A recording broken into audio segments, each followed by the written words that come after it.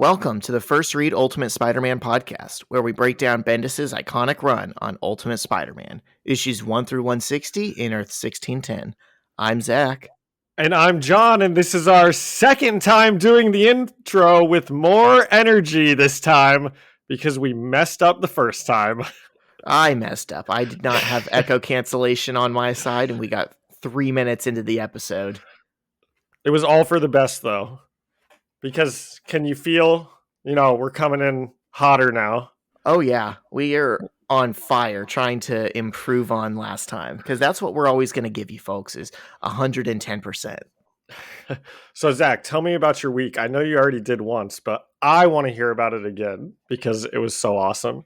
Man, I really don't think it's a week worth describing twice, but since you asked, I don't feel like I had a second to myself. Like I said last time, we're kind of trying to focus on health and fitness in our house. So we've been going to the gym, we've been meal prepping, and that just has been draining me and taking a lot of time. So I didn't read these issues until last night, and that was like the first time I got a chance to just breathe. How about And you? you skipped the gym to read them, which is, we could have just recorded tomorrow. You can go to the gym. Well, tomorrow is the conference championship games, so good luck That's trying true. to get me away from that. Well, real quick, not an ad for HelloFresh, but maybe it could be. But speaking of meal prepping, Elizabeth and I just did HelloFresh and got some really good promo because of some other podcast I listened to, And Wait a minute. Our first, I'm pod. What is it? Poddultery. So HelloFresh advertises on pods. We have a pod. You love HelloFresh. That's a match made in heaven. Put the pieces together here, folks. HelloFresh, give us a call. But I don't know if I love them yet because the first delivery comes tomorrow. But we are excited to start. You're excited. They have your intrigue at the very least. Yes, absolutely. And I'll reiterate that yesterday I went to a bar because I'm a very popular person and not an old person at all. It's just general things we do, go out on the town. Yeah, we like to party. We do fun things. Yeah. And they had a drink called the Doc Ock, which was Dr. Pepper and rum. So I, of course, had to drink some of those. Had to drink 8 of them, to be exact. And as soon as I ordered one, Elizabeth goes, "Are you going to talk about that on the pod?" And I said, "Yeah, I have to." So now we've talked about it twice. Yeah. I feel like we have to come up with our own drink. We'll think on it. We're not going to do it right now because I don't think we'd get any quality content. But next week, we need to come in with a Spider-Man themed drink, and we both just try it before we start recording. Yes, I love it. I will definitely. I'll do that. I'll be thinking about that. Yeah. And then I've got another big thing. Our listeners, our little webheads, will be psyched to hear that we have a YouTube channel now. What? It's got nothing on it except the first 2 episodes because I didn't want to put all of our episodes on like the same day. So I'm just going to space them out like a day by day thing. So yesterday I put episode 0 on. Today I put episode 1 on. It is the Ultimate Spider-Man podcast. I didn't do the First Read Ultimate Spider-Man podcast because I wanted to try to get some search engine optimization in. So I just went Ultimate Spider-Man podcast. But I think that can be changed if we wanted it to be. And this is news even to you because we have not discussed this yet. But I know we were thinking about doing some bonus episodes, some special non-Spider-Man related episodes. And we have a video feed that we don't still have the video feed from the older episodes. But in the future, if we ever wanted to do something special and we thought having visuals would help it, we could maybe throw what our cameras pick up on the YouTube page. So I would even be thinking that I am okay with that 100%. Like for every episode, but I thought it might be difficult for you as the editor. Or is that something that you think will automatically get edited together when you just edit like the audio together? Well, I think part of editing a podcast is that it helps give the illusion that our thoughts flow coherently from one into another and we never make mistakes. Whereas when you, We don't edit. of course, yeah, the problem is when you do that with a video, you can see exactly where the cut is. Yeah. That's why, like, on the It's Always Sunny pod, they do, they have like clips, or like they've got like do you ever watch that on YouTube? I always watch it on YouTube. I'm not Okay. normally a Then creep, they throw but up a screen, I where feel it's like got like all their faces for a second and then it cuts back to them. So, that anyway. pod in particular, it's good, but they kind of shot themselves in the leg as far as being listenable just on a podcast platform because they reference so often what the viewers would be seeing, and they'll put in clips from the show and stuff. So it's like it's not the same experience to just listen to it. Well, I'm not gonna badmouth the It's Always Sunny in Philadelphia pod like you are. Well, obviously they're more, you know, No, no, they're more successful than us. you're right though. I've never ever listened to an episode. I've only watched the episodes. So you're right. And that is why I like watching them, so I can like see what they're talking about. Yeah, I mean they do a good job, but I think that's the audience they cater to is the So, viewers. anyway, you can cut all this if you want, or you can leave it in. We will see.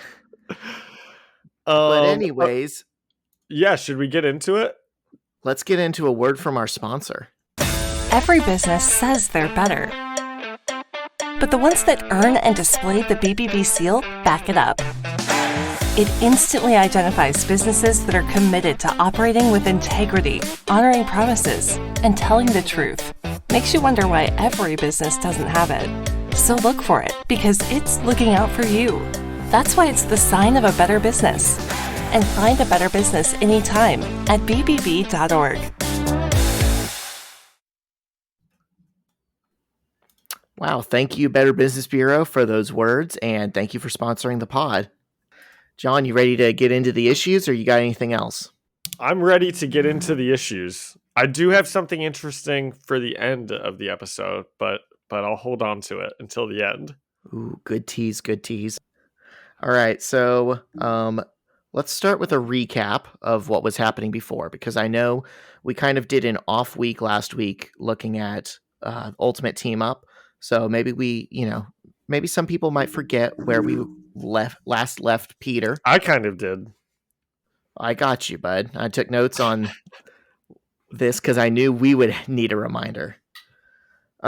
So Doc Ock and Peter fought at Hammer Industries Nuclear Dome, and Doc Ock beat Peter up pretty convincingly. He got away, but his costume was mostly destroyed in the process. He lost the shirt portion of it. And he's in his basement injured and still wearing what's left of his costume as Aunt May gets home early and starts coming down the basement stairs towards him. Mm-hmm.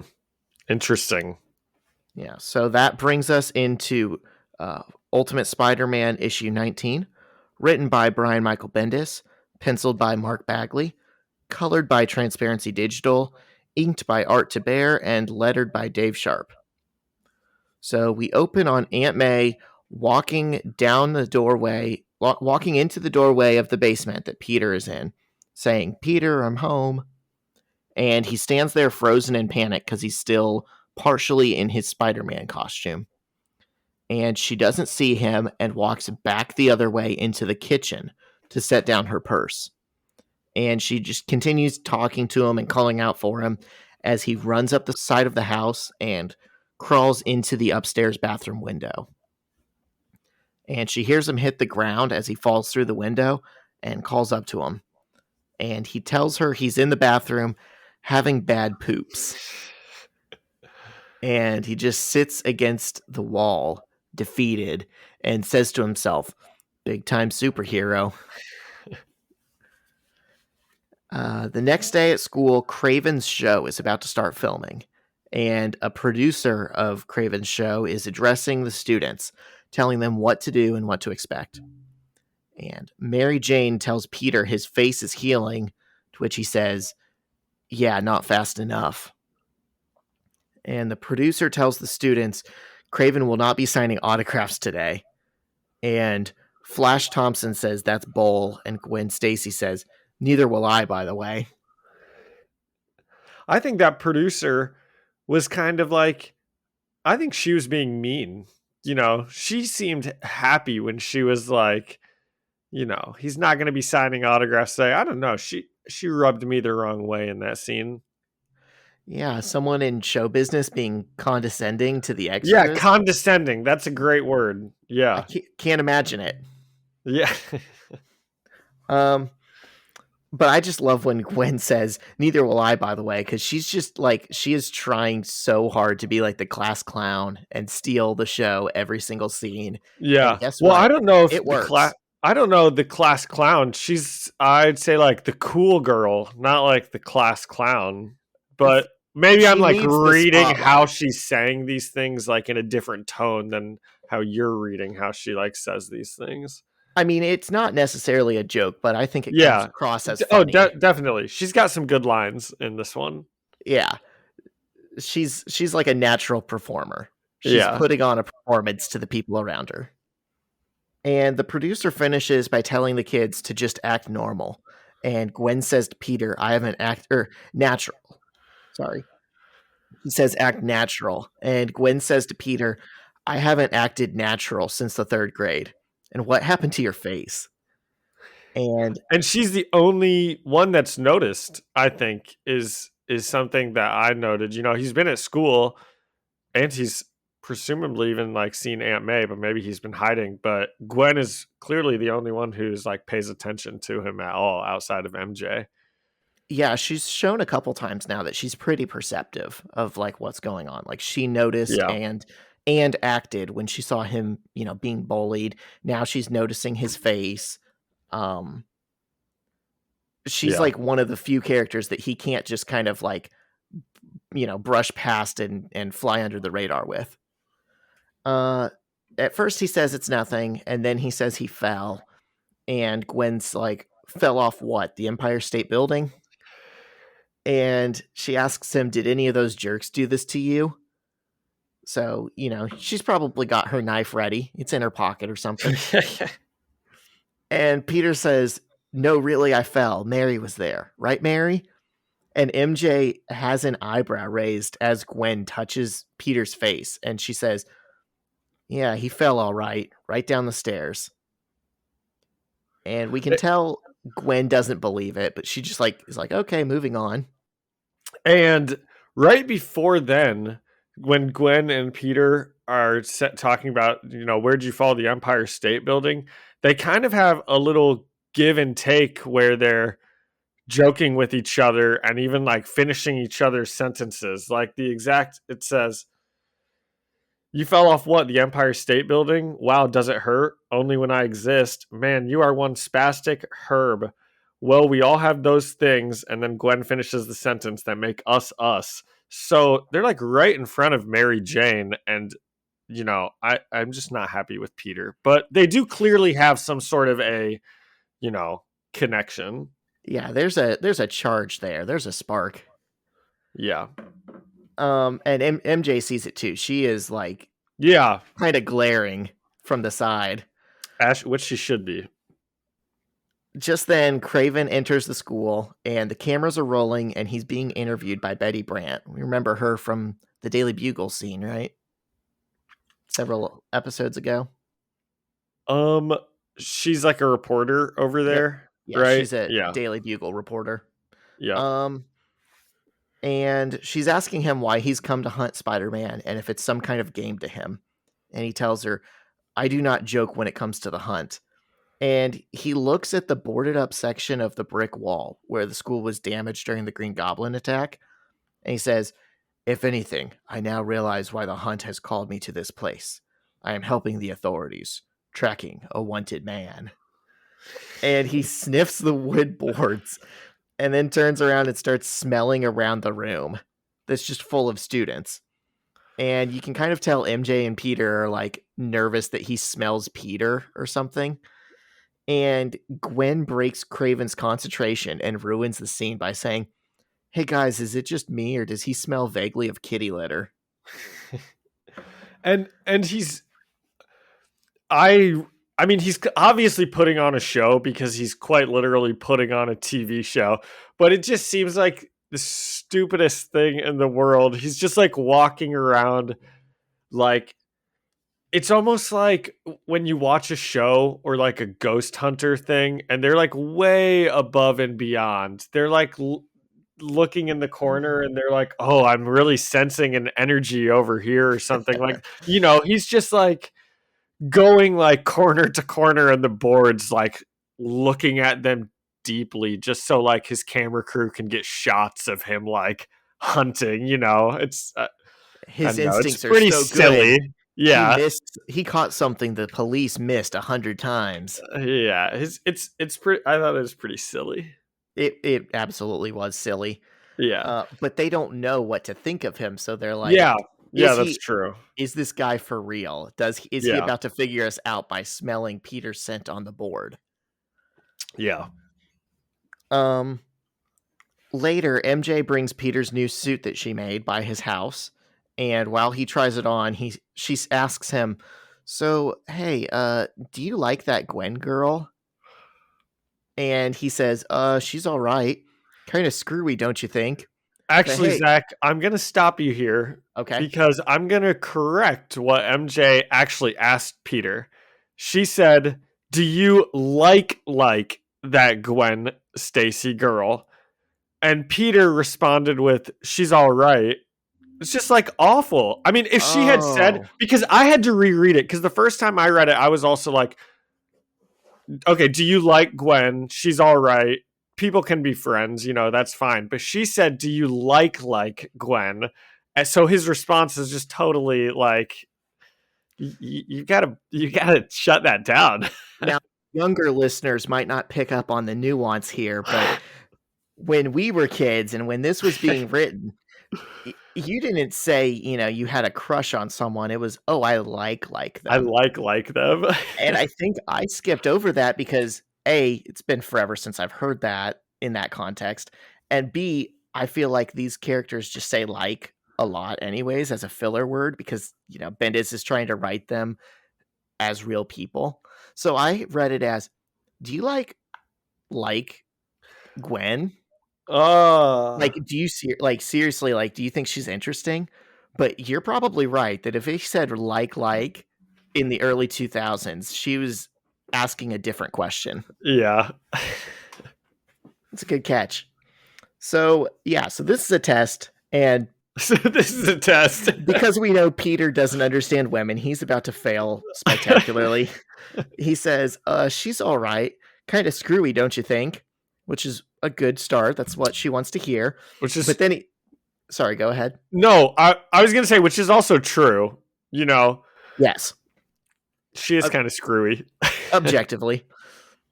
And then he continues shooting himself in the foot and he says, "But hey, she's a lot more interesting than everyone else that we know. Got to give her that." Which I think if MJ was just asking, like, "Hey, do you like this person?" Like as a friend, then that's a fine response. And like they could be like the three amigos, like Gwen could be friends with them. But obviously, if MJ's asking if he has a crush on her, then he needs to answer that in a totally different way. Yeah. So, MJ just says "true," just as Peter says "ta-da" and has finished putting on the shirt portion of his costume. And she frowns at the floor and then starts to walk away. And he's just now putting together that something's wrong. And he says, "What? Are you leaving? Where are you going all of a sudden? Are you mad at me?" And Mary Jane says no. And Peter repeats, "No?" And she says no again. And he says, "You seemed mad." And she yells, "Well, I'm not. Can I go?" And she leaves Peter standing there shocked. And every time she says no, like the art displays a different no. Like one is mad, one is sad, one kind of maybe looks confused. But like you can tell that in all of them, she is definitely mad. She's mad and getting madder. And for our younger listeners again, women don't like it when you keep asking them if they're mad, even if they're clearly mad. You've got to find some other way to figure that out than just Yes. saying, "Are you mad? You seem mad." Step 1, pick up on the hint. Step 2, figure out what step 2 is. But Yeah. step 2 is never keep asking. Yeah. So the scene changes, and we then see Justin Hammer walking into an office building surrounded by reporters yelling out questions about Dr. Octavius and the attack on the Energy Dome. And we're told by an assistant that this is a public relations nightmare. Blah, blah, blah. Can't talk. Well, It another happens one once an episode, folks. happens once an episode, folks. Except for sometimes it happens twice, and then I have to delete myself saying that again because it just sounds like an excuse.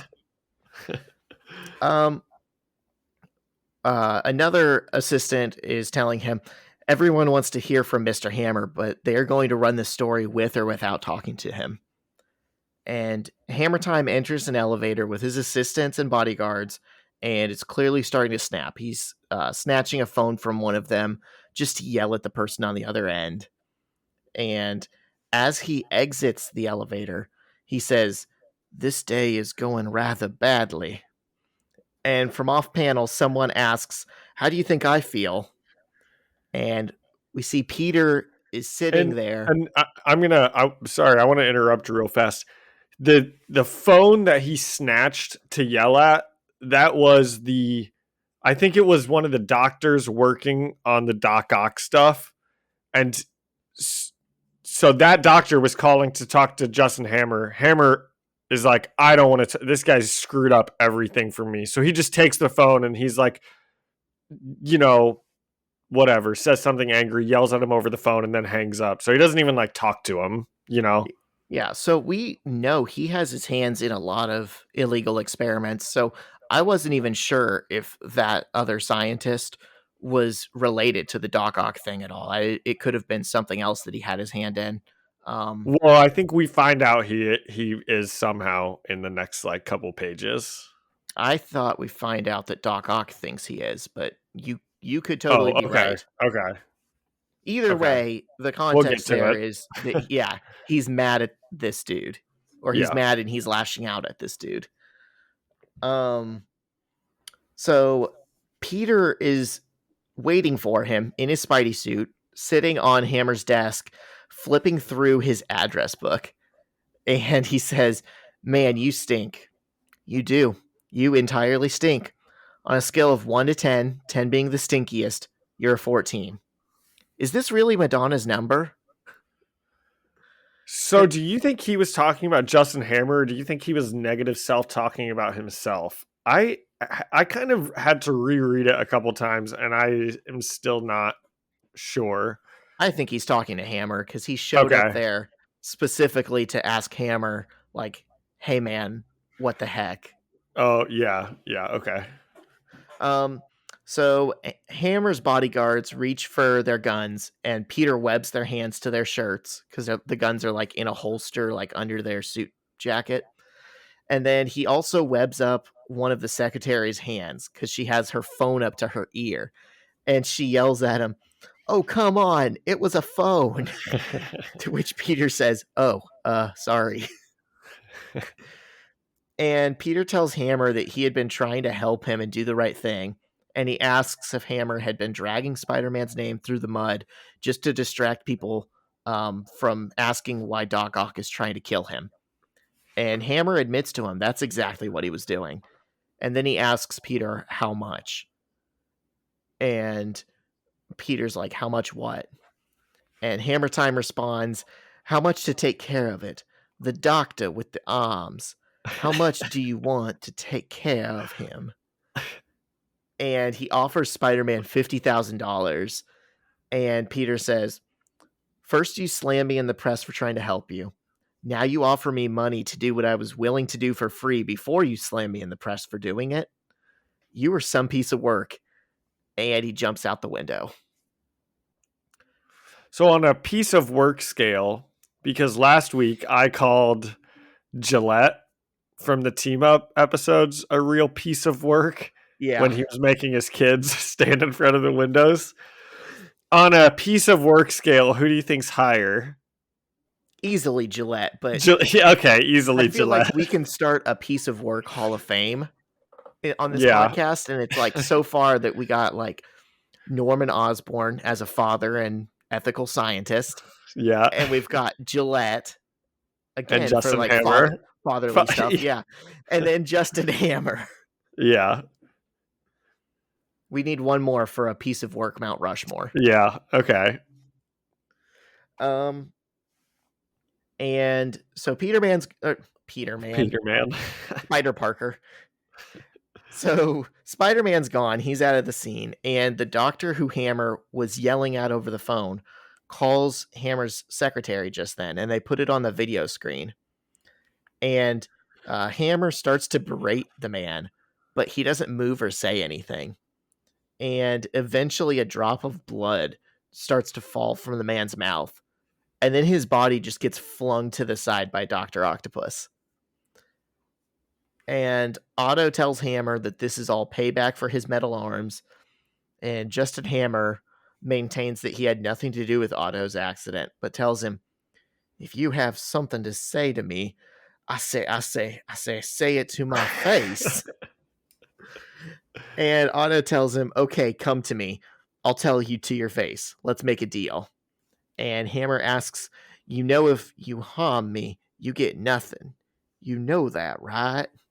And Otto just responds, I do. Not really sure what that was in reference to, the if you harm me, you get nothing. I think it's just because Hammer is like rich as can be and like has a lot of power just in general over things. And it's like, you know, if Doc Ock can basically ask him for like any amount of money and he'll probably give it to him, but if he just kills him, he's going to get nothing. You know, I think he's assuming just intuitively that this is a problem that can be solved by throwing money at him. Yeah, I and guess Doc maybe Ock is also thinking that same thing. Like that's what he thinks Doc Ock is thinking. Like, well, he's just going to want money. I can see that being how a rich person would think he's going to solve this problem, but to you and me, it seems pretty clear that Doc Ock is interested in revenge. Doc Ock has killed like 7 people looking for him. Yeah, there's no amount of money that's going to make him think, you know, maybe I should let bygones be bygones. Yeah. So they're going to meet, and later in Hammer's limousine, his secretary is still trying to rip the webs that are sticking her phone and hand to her ear apart. And that's very funny. Like, it's just, we know it takes a long time for it to dissolve. And so she just has her phone to her ear semi-permanently right now. And people keep honking at the limousine, and we see that the reason is because Spider-Man is on the roof. And elsewhere, Kraven's marketing guy, we remember marketing guy, right? Oh, yeah. He busts into a room yelling, Kraven, baby, get dressed. We got a Spider-Man sighting on. Oh. And he sees Kraven is sitting there with his shirt off and his arm around Betty Brant. And he tells Kraven they're going to find Spider-Man. And Betty says, I'm going too, because she's a reporter and she wants the scoop. And the marketing guy tells her that they have the exclusive broadcasting rights, and she starts to argue. And Kraven just knocks her out by touching a pressure point on her neck. And he says, do New York women ever shut up? Okay, so that's what he did. He knocked her. I had no idea what happened there. I just wrote he like kind of violently grabbed her or something, but I couldn't really tell what was happening. I had to look at it over and over again because like it seems like his hand has like some motion lines behind it. And I'm like, oh, he slapped her across the face and knocked her out. But then it's like you see the way his hand is positioned and you're like, no, that can't possibly be it. It's like on the back of her neck. And then I was like, oh, it's on the back of her neck.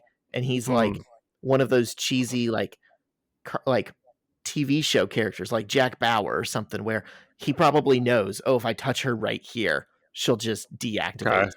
I'm not sure I like the comparison of a comic book villain to Jack Bauer, but I I mean, understand. I loved 24 when it was on, but Jack Bauer's Yeah. kind of a villain too. Yeah, he's probably that show probably hasn't aged as well as Not at all. It's yeah. straight up propaganda. But it was fun. Yeah, it was. Yeah.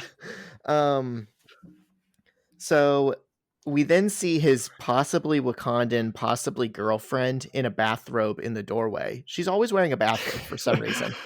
I wrote his Wakandan girlfriend. I So you have a couple possiblies in there that I just skipped. But he's there with Betty Brant, right in front of her. So I don't know if it is girlfriend. I have no idea either. Yeah, I could not remember her playing like a role in this series, and I try not to Google stuff too much because I just try and read ahead or try and remember where it's going or whatever. But I was like, who is this character? I Because it think feels like she's going to come up, and I Googled it, and this arc is like her only appearance, and she never says a word. She doesn't have a single speaking line, so we don't know who she is. I'm pretty sure that she is like his hunting buddy, kind of. And the first time we meet her, I think that his marketing guy is saying we should run a storyline where you guys start dating. Like, you guys should start dating because also she's Wakanda, and that's when she cuts him off. So I don't think they're actually dating. I think they might be like dating for the show, though. Yeah, it's very vague. It seems like something that she's not that important based on what you just said. So not at all, but it feels when she's presented, it feels like she should be. Like it's going to lead to at least something. I think we've probably spent more time talking about her on this podcast than her combined panels she's in. 100%.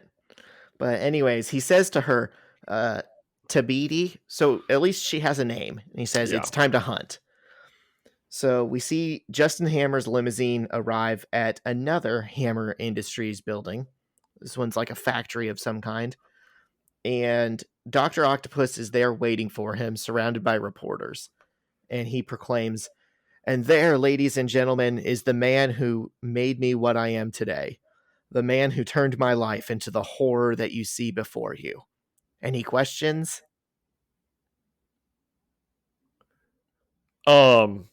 Pretty good. I really liked the ending of it with Hammer driving up and Doc Ock having the press conference. Yeah, it's a good little cliffhanger. Something climactic's about to happen. Yep. What'd you think? I want to hear your thoughts before I give mine.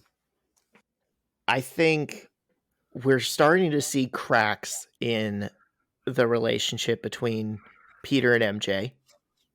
Obviously, they haven't been dating long. They're very young, but there's already some trouble in paradise there because of Gwen Stacy. I think we're learning more about Gwen as a character, like that she notices everything and that for whatever reason she feels like she has to, be the subject of attention or put on a show for the people around her, but like deep down is a good person. Yeah. I think the Justin Hammer stuff and the Kraven's girlfriend stuff could be a little clearer. I think that would really help this arc go a long way, but I just think maybe there was like an intention there, but there wasn't like exactly the room, like page length for them to get to it. Yeah. I had fun going through it with you just now. I liked going through it more than I actually liked reading it. This is what I wrote last night after I finished it. This issue felt like filler, the Hammer stuff. I want to like it because I like Justin Hammer and I love the Southern accent, but it just seems to drag, which I think it kind of does. Like, we've been on Justin Hammer for multiple issues now, and like you said, it's still kind of unclear, and it's just not really moving towards anything. Like, it seems like it seems like we've been waiting for Justin Hammer and Doc Ock to meet for a while, and then I said, especially compared to the Punisher and Daredevil issues we got last week, where so much I think was explained about the Punisher, and it was such a tight issue, and it was so good, and then you get one like this where we're spending a lot of time with Gwen and Peter and Mary Jane, and that all that stuff is good. But I don't know. It seems like we've spent a lot of time with that. So there's still a lot of positive moments in it. I wrote, I'm excited to see the Kraven Spider storyline, but even that was kind of put on the back burner this episode. And it seems like we've been just getting to it for like 2 or 3 issues now. We're just like kind of slowly moving towards it. The Spidey scene with Hammer, where he is getting bribed, is a really good scene, I think. So there were some good things.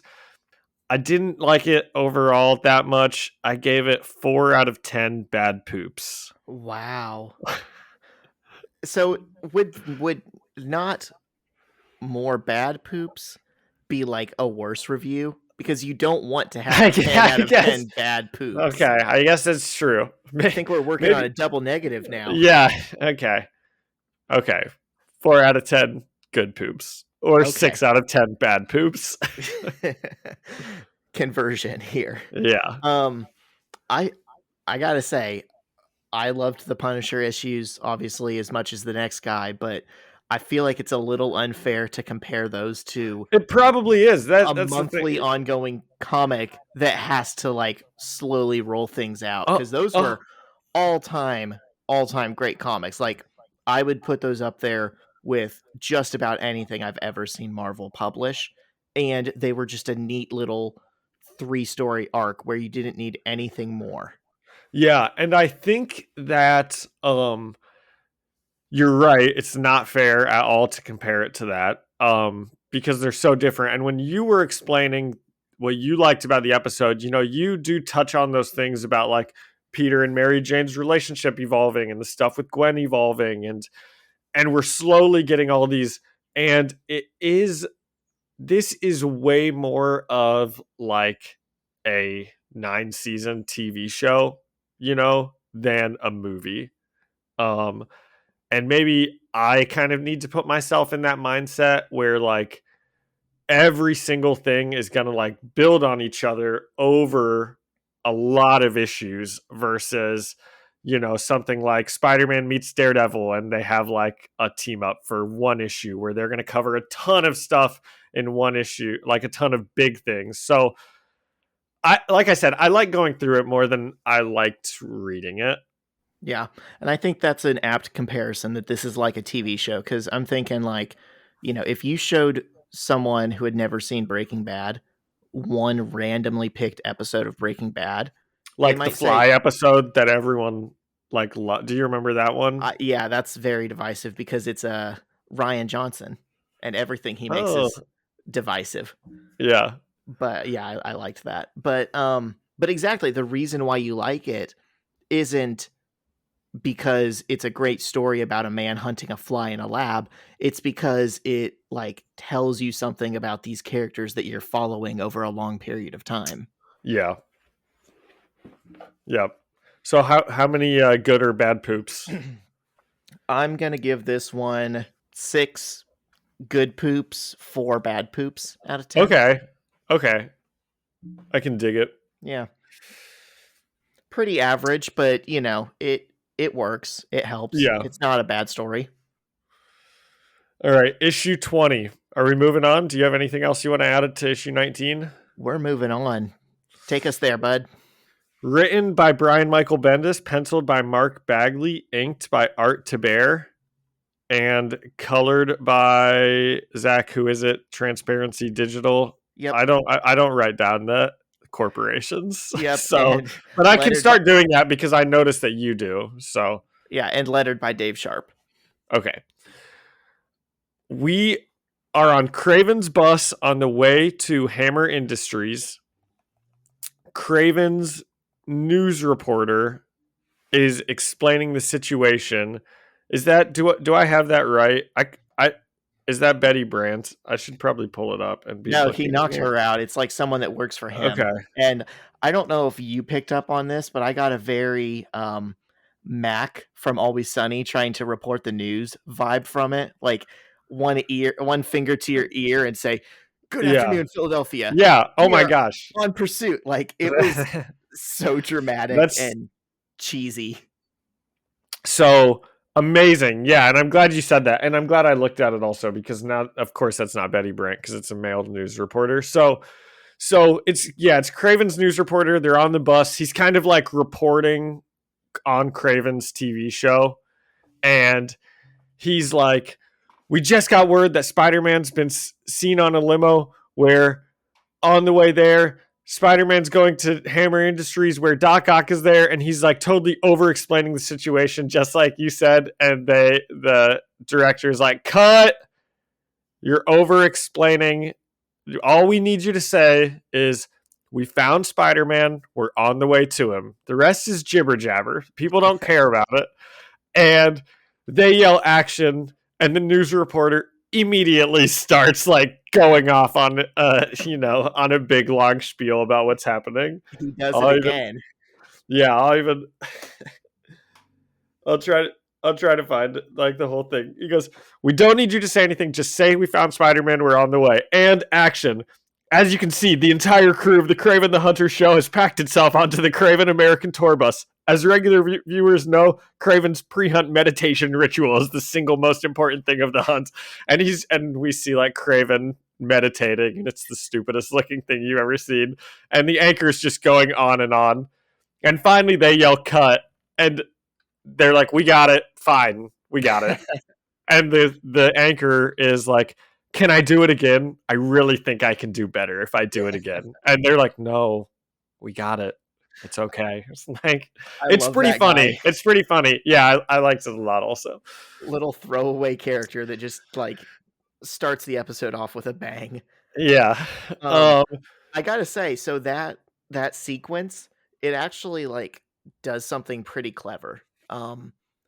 So we can look at it and just say, oh, this guy's an idiot and he's over explaining and that's the joke. But really, so for decades, like the rule at Marvel Comics was you have to assume any given comic book can be someone's first issue ever. And you have to explain who the people are, what their powers are, and what happened in the last like issue within like the first 3 pages. So that's why if you open up like a really old like comic book, like from the 70s or 80s or something, the very first 3 pages are going to be like, "Oh, look out, Marvel Girl, your telekinesis can't blah blah blah blah." And yeah. the characters are doing like a, well, as you know, Bob kind of thing, explaining what, if you're reading it every month, you Yeah. already know. So Yeah. I think Bendis is doing a play on that here because people kind of hated that, and it's definitely not a thing that still happens in modern comics. Oh, that's really clever because he basically got to explain it at all like in 2 different big sections without it really seeming like that. He gets this funny sequence where someone is giving you all the exposition you would possibly need, but they turn it into a joke. Yeah. So the anchor ends, or maybe not the anchor ends. They're talking after they yell cut, and they say, "Okay, we're almost there. It's almost time for television history." And then we immediately cut to Doc Ock, who is kind of saying the same thing. And it's a pretty cool panel, so I'll try to explain it. And Zach, you can jump in if you want to add anything. But it's a huge panel. It takes up the entire horizontal length of the page. And Doc Ock is saying like 7 different speech bubbles. And the way it's drawn, all of his arms are kind of sprawling out over the crowd of reporters. And it looks like each arm is saying a different part of Doc Ock's speech because of the way where they put the text bubbles.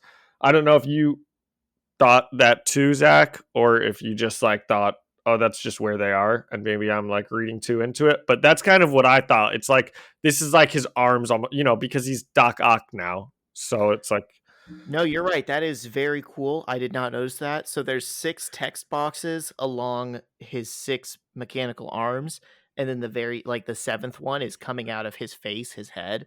So I think you're right that there was some significance there.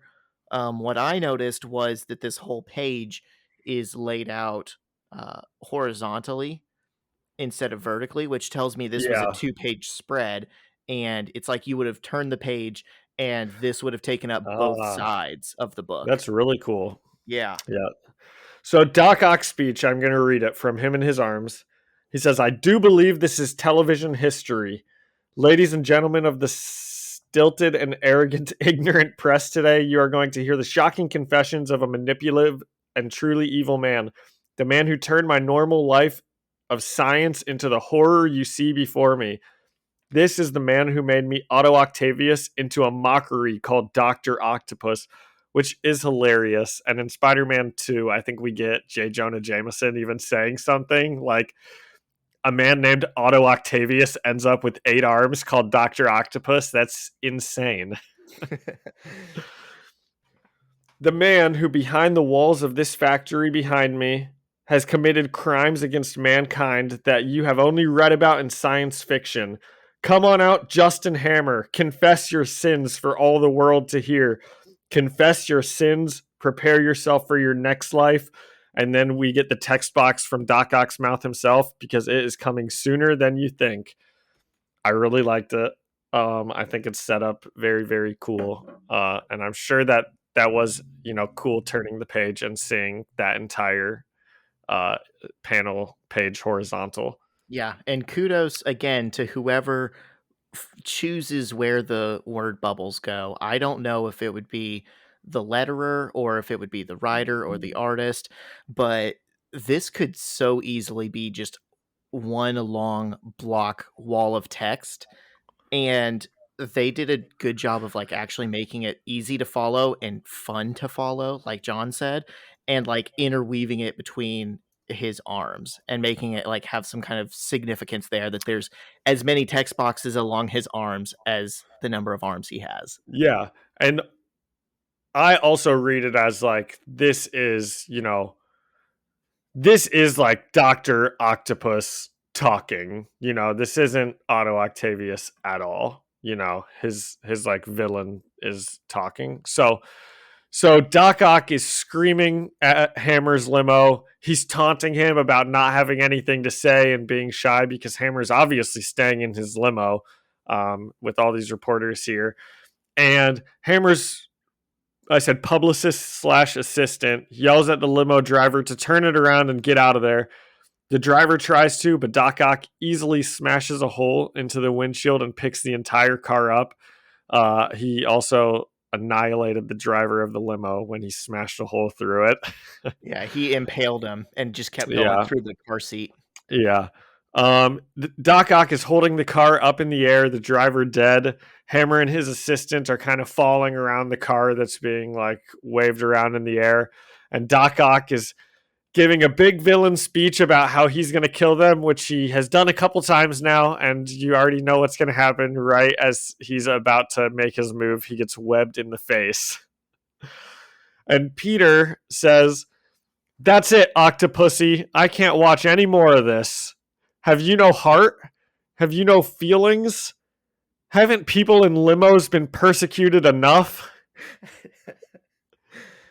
So Spidey is cracking jokes about Doc Ock's haircut, and he kind of distracts him. Doc Ock drops the car down, smashes it on the ground. We get a brief shot of Hammer's assistant being okay, but Hammer's status is kind of unknown. I sort of looked around to try to see if I could pick up any clues on what was happening, and the only thing I did see was he kind of looks like he's clutching at his chest. But maybe that's just how his arm fell. But so that's maybe what it looked like. But it's kind of left ambiguous. Peter is upset with Doc Ock because he knows in the past he's jumped into fights too quickly. He hasn't really assessed the situation first, and we even saw that with the Punisher when he lets Gillette go I in our think that's very what last. he Even was that's in the referencing. future. Oh, has that already happened at this That's in point in the his story? past. Yeah, so I think he's specifically referencing kicking the Punisher in the face and letting Gillette go. That's funny. I did not. I actually thought that those meetups were still coming in his future. Nope. I didn't know that we were reading that chronologically. So he's saying, I've jumped into fights too fast before, and I was gonna, you seem like a good guy. I kind of felt bad for everything that happened to you with all the arms, but here you are just acting like a typical movie villain. I think he said a Dennis Hopper movie villain who he was in Speed. I know that. I'm aware that he exists, but I don't know what a Yeah. Dennis Hopper movie would be. So Doc Ock assumes that Spidey's another hammered genetic freak, but Spider-Man says, no, I'm a genetic freak all of my own. And Spider-Man's in the middle of kind of joking that Doc Ock should really rent himself out as an amusement ride for kids when he just gets knocked into the news van. So, maybe less time on jokes and you got to pay attention a little bit more. So we cut to multiple points of view of people watching the news story. All of this is happening live. And first we see Kraven and his team watching the news on their bus on the way over. They question if they should turn around because obviously they weren't prepared for all of this to be happening, but they choose not to.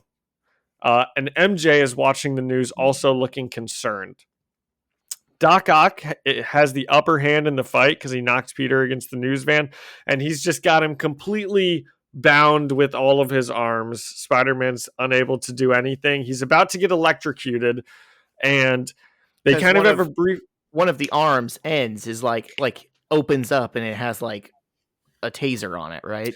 Yeah, and they kind of have a brief talk. Spider-Man's like, how can your arms do all this? They could not do all this last time we fought. And Doc Ock's like, yeah, I did some experimenting on him, so now they can shoot guns, and explosives, and apparently they can electrocute, which I wrote that I thought it could do that last time they fought also, but maybe I'm thinking of some other electrocution that I'm remembering. But they definitely couldn't shoot guns or anything last time they fought. So my question is, he can experiment on himself to turn his arms into guns, but he can't. But no one else can experiment on him. He can't take them off. Actually, that's a really good point. Yeah, he likes having them on. Yeah, he's just being angry for the sake of being angry. Yeah, he wishes he had been the one to think of it. Is the real problem? Yeah, that's true. He's like, oh, my name is Otto Octavius. How did I not think of this? So he's about to electrocute Peter, probably kill him. He starts giving a big villain speech, which he loves to do, about how he's not going to be the monster that other men would be with these powers. He controls his own destiny. This is such a funny thing for him to be like speaking about as he's like terrorizing people. Like he still, to his credit, at least thinks he's like the good guy in this story. So Doc Ock says, I control my own destiny. And then Spider-Man says, I can barely even control my own bladder. And it kind of distracts Doc Ock for a quick second. And he's able to free his hands and web Doc Ock in the face. And from there, it's just a total beatdown. Spider-Man kind of has his way with him. He rips off a couple of his arms and just completely knocks him out cold. He's lying on the pavement for the rest of his time here. And we see that Mary Jane has been watching all this unfold on the TV. Yeah. I mentioned her earlier looking worried. Do they cut back to her after he's won? They kind of go back and forth from her. Okay. So... Oh, I'm so sorry. Doc Ock's not on the pavement yet. I skipped ahead.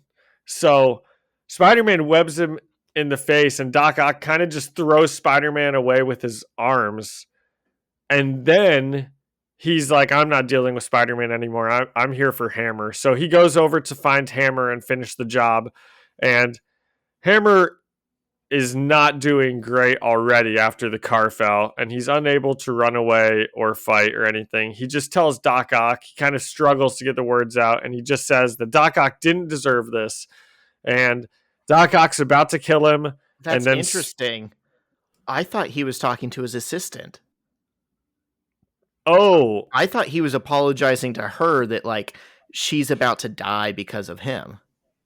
ooh, let's Because go she's look and see. in the flipped limo with him. But Yep. he does say you didn't deserve this. But I thought maybe he was having a teensy bit of remorse. that's interesting. Um, let's see. You might be right. I could see it going either way. I don't know. It's not really clear. He could be talking. I think he. I don't know. That is very much up to interpretation. Because he's not really looking at either of them. His assistant is closer to him, and she's in the panel with him when he says it. But that's very ambiguous. I think who he's talking to. So Doc Ock is about to kill Justin Hammer, finish the job, when all of a sudden we see a web go onto Doc Ock's pants, and Spider-Man pantses him, revealing his tidy whities. And Spider-Man mentions the tidy whities and is kind of making fun of him. And in this confusion for everything, that's when Doc Ock's trying to pull his pants back up, and that's when Spider-Man just beats the ever loving mess out of him, and that's when he rips off his arms, one of them or two of them, and Doc Ock is now just out on the pavement. So he's won the fight against Doc Ock. Everything is great. He's about to go home. Job well done. And just when it looks like everything's over, Kraven shows up, pointing and staring menacingly at Spider-Man. And Peter just says to himself, don't these people know I have a curfew? And to be continued. Yes. So, John, what'd you think about this one? Once again, I had more fun going through it now than I did last night. But so I said last night I wrote, not terrible, not great. We start with a really good scene with Doc Ock's speech and Hammer rolling up in the limo, but then that whole payoff never comes, which, like I said at the end of last episode, I feel like we've been waiting for a Doc Ock Hammer, just like conversation or, for a while. And I would like to get everything kind of explained more. And that doesn't really come. And then later, we even get another scene of Hammer and Kraven, of Hammer and Otto together, and then he gets pants. So we never really, I thought we were at least about to get something when he said, you didn't deserve this. And then that never really comes either. So I was kind of waiting for a payoff there. Kraven's storyline again takes a back seat, and he only shows up in like the very last panel, really. But that'll probably be like the forefront of the next issue. So I didn't dislike it. I had fun going through it. I gave it 3 out of 5 genetic freaks. Okay. All right. But all of my grading scales on these 3 were not great grading scales. So if you have a better grading scale on any of them, you can. How about 3 out of 5 attempted news intros? Okay, that's I like that one more. Okay. Cool.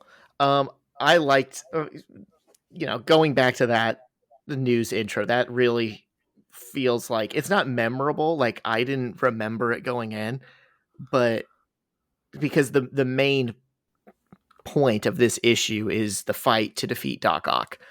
Yeah. But like just rereading it, that was the part that made me the happiest in this story because it was so well paced and written, and it was just fun. Yeah. I'm going to give it 4 out of 5 attempted news intros. And I almost changed it to 4 out of 5 before I get like when I was about to give it, I was like, oh, that was fun going through. Maybe I'll change it. But I kept it at 3 out of 5. So yeah. So that was a good touch. And then I've been on the record before as not loving like super fight heavy issues. This is very fight heavy, but for some reason, just like the pacing of it and the like slight changes, like, oh, now Doc Ock can fire a gun, makes it a little bit more interesting than Yeah. literally every other Spider-Man Doc Ock fight I've ever read in my life. Yeah. You were right that big, like, wide panel of Doc Ock giving his little speech, that was really, interestingly framed. I just think there was enough good things about this, and the conclusion of the Doc Ock story is like a big enough milestone early on in this series. I think even though it didn't have all the interpersonal stuff that is my bread and butter, it was still really well made. Yeah. Okay. I like it. Cool. We got a 3 out of 5 and a 4 out of 5. All right, rounding out our issues today, we've got issue 21, written by Brian Michael Bendis, penciled by Mark Bagley, inked by Art Taber, colored by Transparency Digital, and lettered by Dave Sharp. Kraven says to Peter, "Our time has come, insect. Our battle is now." And Peter says, whatever. Actually, can you and your little friends help me get this girl out of this car? I think she's in shock or something. He's talking about Hammer's assistant in the flipped limo. And so he talks to Justin Hammertime's assistant, and she says, Justin Hammer time. Oh, you did that on purpose. Okay. I was like, that's funny. I've been calling him that, like, here and there the last several episodes. That's funny. I'm sure I caught it also last time and laughed, but I've said it a few times today, I think. Huh. Anyways, I got to get it in because, just like the accent, like we don't have too much more time talking about Justin I Hammer know. time, so got to seize the moment. So he talks to her, the assistant, and she says she thinks Mr. Hammer had a heart attack and that he's dead. So that's why I'm really trying to get my Justin Hammer content in. Mm-hmm. And Peter tells Kraven, "Hey, listen, I'm gonna rip off the door. Can you grab the girl?" And Kraven responds, "We will do battle." Peter says, "No, we won't." And Kraven just grits his teeth, and Peter asks, "Are you kidding me?" So he's only interested in fighting. He's not about to, lose sight of his goal to, save some life or anything. Yeah. Yeah. And Spider-Man's doing a good job here. He's growing into his own. Yeah. And Kraven charges at him screaming, and Peter easily starts dodging Kraven's attacks. And he's like urging him in every single panel to stop.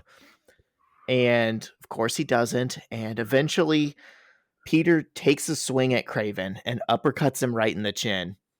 And that single punch throws Kraven backwards into his own bus, and he's out cold. Yeah. He is very easily dispatched. Spider-Man's like not even trying to fight him. He's just like dodging his punches as he's trying to get him to stop. And then just in 1 second, he's like, I'm not dealing with this guy anymore. He's like the most easily dispatched person in the He is. entire He run. is. It's yeah. Like we had these multiple issues of buildup, and we know, like, from classic Spider-Man stuff, like he's supposed to be this pretty formidable villain, and then he goes down like a chump. Well, and what's a real world counterpart to this? If we put like Steve Irwin, R.I.P. of course, up against, Spider-Man, he'd get knocked out pretty quickly. It'd be an easy fight. It's like Steve Irwin versus Floyd Mayweather. Yeah. Yeah, that's a very good comparison. Yeah. And I mean, it's not just that, he's not a supervillain. Like, he goes down easier than like your average purse thief. Yeah. He's out cold. And when they walk over to him, he's just like sleepy. Yeah, so that was the whole point of the Kraven build-up, is just this joke here. And the marketing guy stands over Kraven saying, "Kraven, Crave baby." And like John said, all Kraven has to say is sleepy, and then just passes back out. And Peter looks at the cameras and says, I told him not to. I told him to stop it. You all saw." And he mutters, "Huh, I thought he had superpowers or something. Showbiz phony." So maybe that's why he goes out easier than a purse thief. Because with a purse thief, Spider-Man's going to pull his punch. You know, he's not going to kill a normal human. But Kraven, he probably thought was stronger than a normal person. So he gave him like a superpower punch and it just knocked him out. Either way, it's very funny because Yeah. Raven, even just as like a regular human, he's very muscular. He is strong, Yeah. and this is what happens.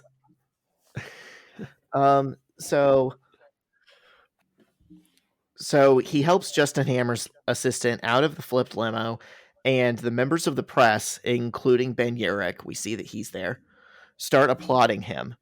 And a reporter runs over to Peter with a microphone and says, "That was amazing." And Peter responds, "Not really. 2 people died." And she asks him, "Did you know Justin Hammer?" And he says, "No." And another one says, "But he trashed you in the press. He tried to blame you for all this." And Peter gives a great Peter answer, and he says, "Well, yeah, but that has nothing to do with this. It's sad when someone dies for no good reason like that." And he tries to leave and declines the request for interviews, but one of the reporters tells him that they're live on air and asks if he wants to say anything. She says, "Everyone wants to know who you are." And Peter points at Octavius and says, "I'm just like this guy. I fell backwards into some powers, and I'm trying to do what I can so people like him don't try to hurt people like you." And then she asks why he wears a mask, and he explains it's to protect the people in his life. And just when he mentions that, we see MJ watching him live on TV. And he then summarizes what Uncle Ben used to tell him. And she's smiling, so maybe she's not as, she might have forgiven him a little bit. Yeah, I think she's proud. Like, stopping multiple supervillains and saving lives is a bigger good thing than giving the wrong answer about Gwen Stacy was a bad thing. Yeah. He then summarizes what Uncle Ben used to tell him, that great power comes with a great deal of responsibility, and he thinks that goes for everyone. And Peter then says the cops are coming, so he needs to go. He checks again that everyone is okay, and then he swings away. And the main news anchor, not the fun one from Kraven's bus, but like an actual one, signs off by saying, "It seems many people have misjudged Spider-Man, and it looks like New York has a true hero in its midst." We then see the NYPD arresting Kraven and his entire crew. Not really sure what for, but, it's a nice little... That's what I was wondering. It's a nice little moment. They're like, there's like one throwaway line from a reporter, and they're like, "Oh, it looks like the police are also arresting Kraven's bus for their role in the situation." And it's like, what were they doing? What was their role? Yeah. This man got assaulted. Didn't you see? Whatever. I mean, we know he's a bad guy and his story's over, so he has to go in jail for some vague reason. S.H.I.E.L.D. also arrives, and Agent Sharon Carter orders Agent Woo to clear the civilians and pick up the doctor. So that's Jimmy Woo. That's the Randall Parks character from the MCU. We didn't know his name in the other appearances, but now we do. The other S.H.I.E.L.D. agent? Yeah. Okay. And I love that they show up and they're immediately like, "Who's in charge here? We'll be handling this. We're taking over this."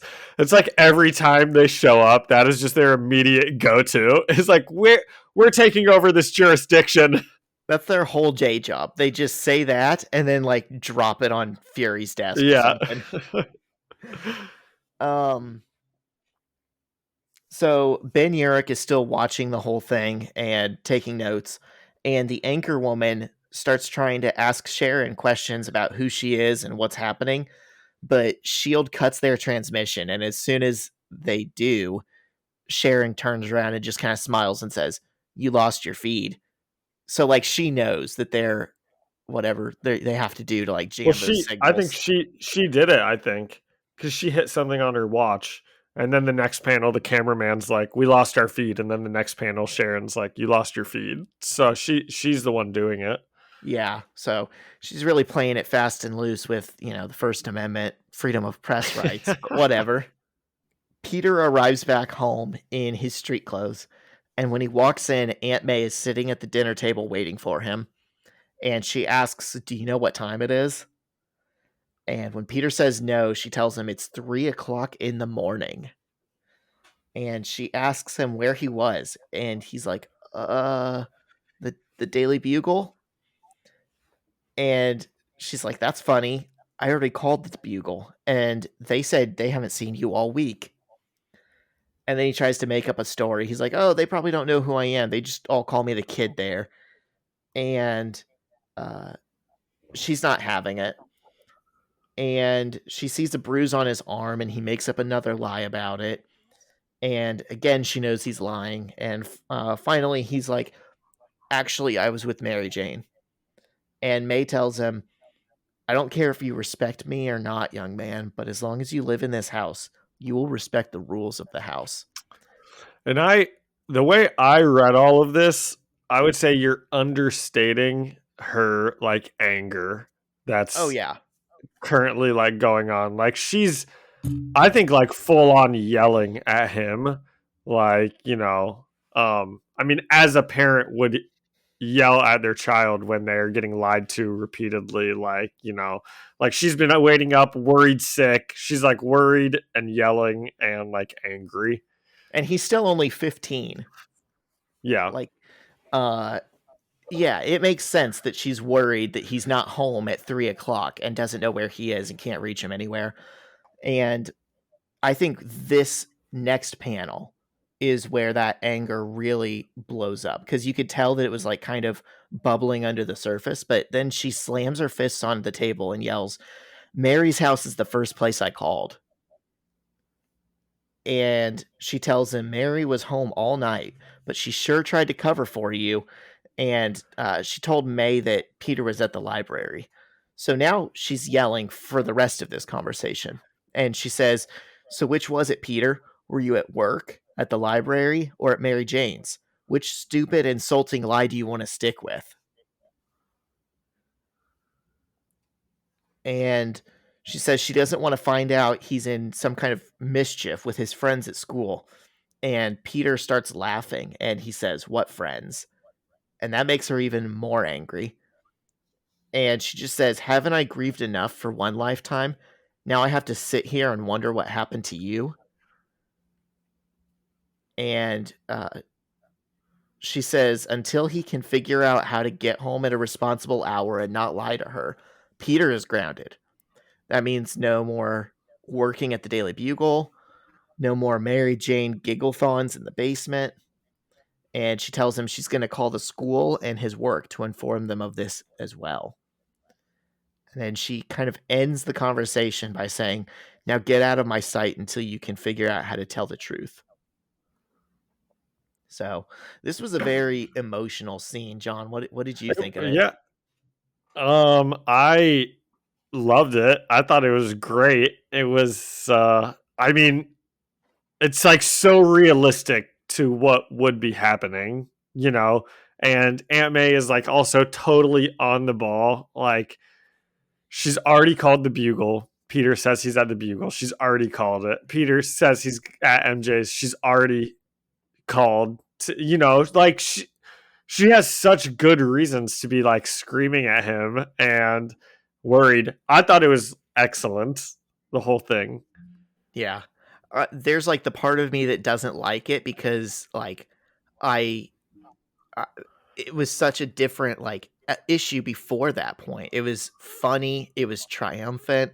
He was telling jokes. He beat up Kraven. He had just beat Doc Ock. He talked to the press and everything. Like you really see like Peter is riding a high, and you think if only May knew what he just did and like you know, how good of a kid he's turned out to be, she wouldn't see it this way. But based off of the information she knows, she is justified to be yelling at him. But based off of what we know, we're like, oh, come on, he doesn't deserve that. So it's just like this very But tragic fight. But he also does deserve it, because the reason she's upset, is because she just doesn't know where he is, and she's worried about him, and her husband, died recently also. So she even like mentions like this nightmare of a city. Like, he could tell her he's Spider-Man. That's what I thought was about to happen. And I was like really wanting it to happen, because I wanted to see her mood. I don't like seeing Aunt May like upset, So I wanted him to tell her, but he obviously didn't. But you mentioned that like he's riding such a high, and this really changes it. And I wrote the same thing at the very, very end of the episode, or maybe like the end of this scene, where he just is never doing everything right.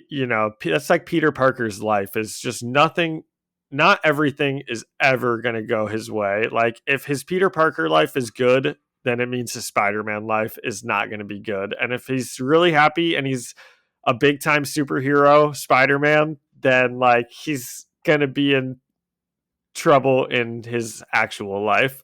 So it's just like part of Spider-Man, I think.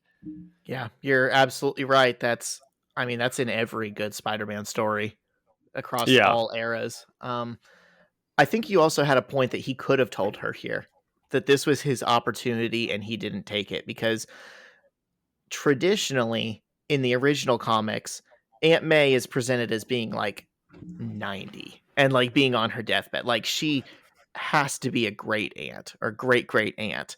They don't call her that, but she's just way too old and she's constantly having health scares.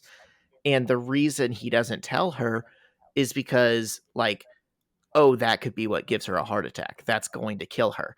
This is like a younger Aunt May. Like, she looks like she's in her 40s or 50s, and she's a pretty independent woman.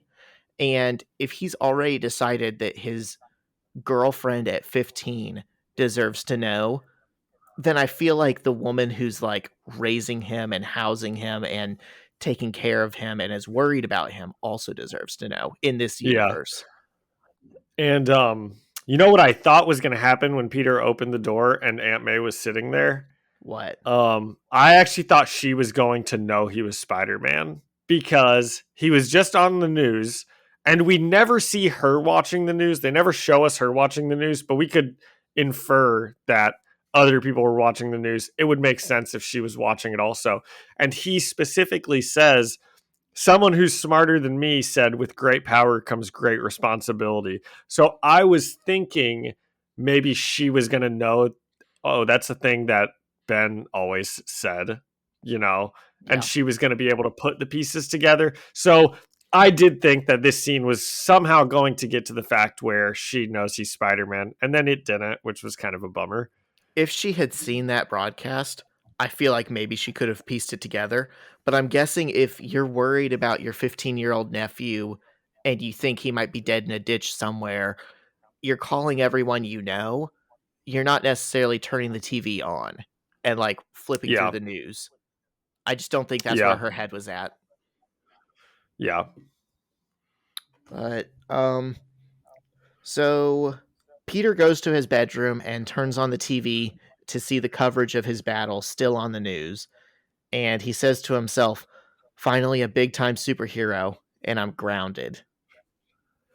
So we've heard that phrase big time superhero a couple times from him. It's the first thing he said when he like put on his costume to go fight the Green Goblin, and then he said it at the beginning of this episode of Well, and like he says it three every issues time ago. he's getting beaten down. I feel like he says it. Like he says it self-deprecating, kind of. Like whenever he's like in a bad place, he's like, yeah, big time superhero, And then this time he sees everything on the news and he's getting praised and he's like, big time superhero. And then he like remembers to himself, like, oh, who's grounded. Well, I just think it's interesting that he keeps putting himself in those terms, that's how he's like that's the lens he's trying to view himself through. It's not just, Yeah. oh, I helped people. There's like a little bit of an ego there where he's like, oh, I'm a big time superhero, or at least I should be. Yeah. Yeah, that is Um, interesting. yeah. And we cut to the last scene, which is Otto Octavius in a laser guarded shield prison cell. And he's talking to himself incoherently about Spider Man. And Agent Carter and Wu are there too, talking about how angry Nick Fury is going to be that they were seen on television because it was supposed to be a covert operation. And they say at least they captured Octavius and confiscated all of Justin Hammer's illegal experiments.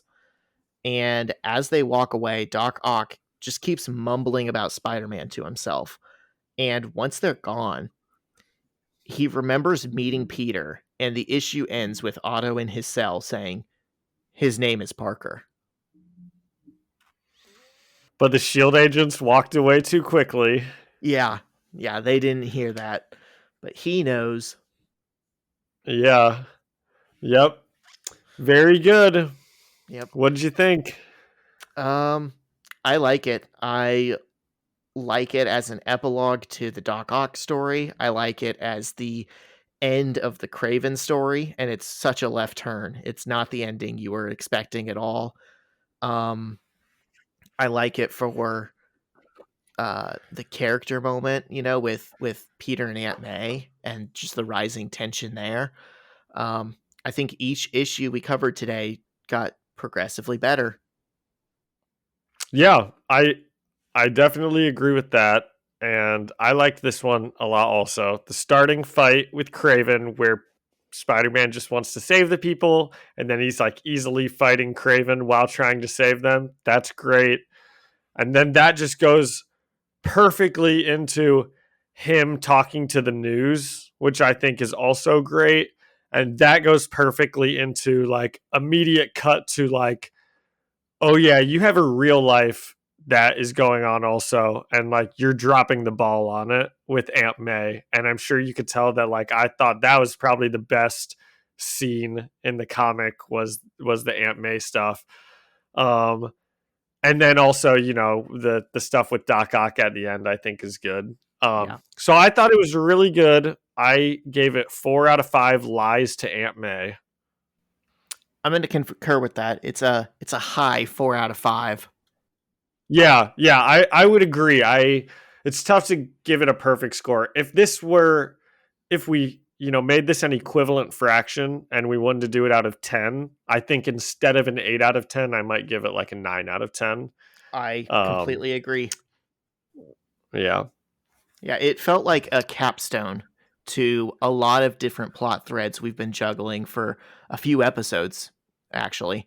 And it tied them all up into a pretty nice bow, but still gave you things to look forward to in the future. Yeah, so you said that's the end of Doc Ock's storyline, but based on him knowing who this is that not is that not the next thread we immediately follow?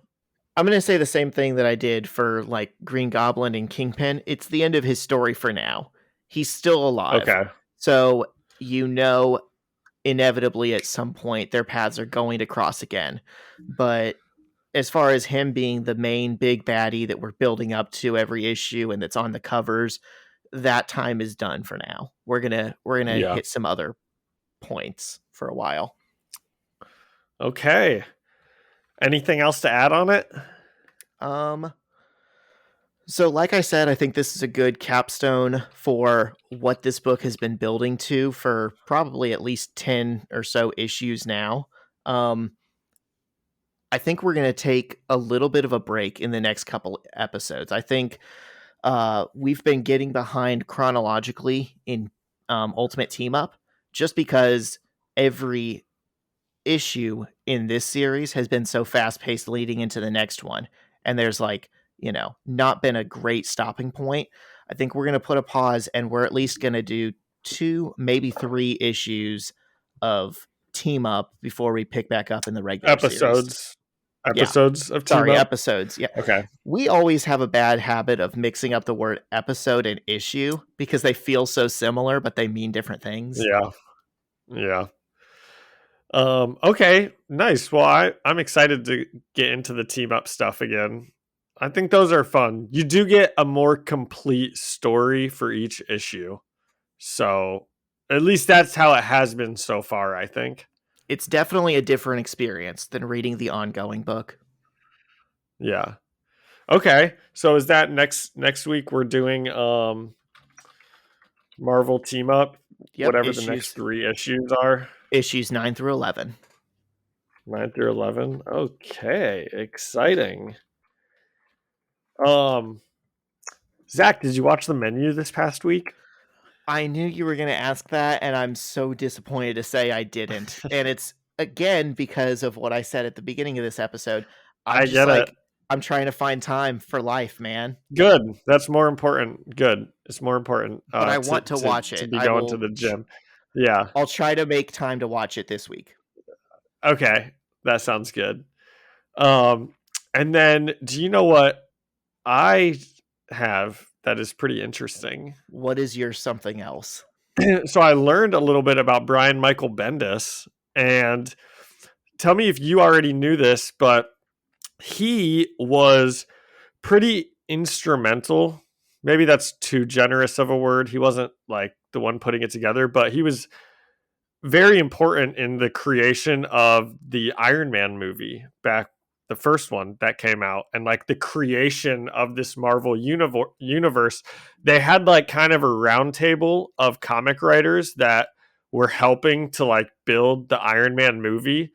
And he was a part of that, and he was even on that team up until like 2015. He was like one of the people who were making sure, they'd like ask him for advice about Marvel characters and storylines and things like that. And he specifically wrote the scene at the end of Iron Man where Nick Fury comes in. That was like a Brian Michael Bendis edition. That's interesting. I did not know that. That's why it's something interesting. It doesn't surprise me. He has his hand in a lot of things. Like, Jessica Jones, the Netflix show. I was doing some reading about him, and I heard that he did that, and like Luke Cage, and he didn't invent Luke Cage, but I think he probably added to the character. Okay, and they said maybe he was like Riri Williams, the next Iron Man. He was like a big part of that as well. He might have. He has invented probably more memorable characters in the last 20 years of Marvel Comics than any other writer. And then he went to DC in 2017. Yeah, I was kind of sad because it meant he stopped writing Miles Morales. I think he'll come back someday. And now he's writing the trash characters at DC. Well, he's writing Superman, which we hate. Or he was. I don't follow Superman enough to know if he still is. Yeah. We've already been over my feelings on DC. I know. That's why I said that. I was just joking. Yeah. I'm hoping he comes back someday. I think he will. Okay, excellent. Well, this was fun. I'm excited for next week. Marvel Team Up 9 to 11. I feel like it would be best to wrap up the show with some thank yous. So, thank you to the Better Business Bureau for sponsoring us. And I'm going to write this down, but what are the names of the people who helped us out with the logo and the theme song? So we can, because we can give them a thank you every week. We should. I think we should. Yeah, they put in some good work for it. So our logo was designed by Alyssa Seaman, and our music. So thank you, Alyssa Seaman. And our music was arranged by Ian Hickey. Okay. Well, thanks, Alicia and Ian. And also the Better Business Bureau, which we said. And I feel like there was one other thing that I wanted to... Oh, yeah. And we're on YouTube now. So you can also find us along with Spotify on YouTube, Ultimate Spider-Man Pod. And maybe we will put up some videos there. Also, Apple Music, Stitcher, Google Podcasts. Instagram, go follow us at First Read Podcast. Love it. All right. John, it was wonderful talking to you as always. I'll see you next week. Yep, you too. See you next week.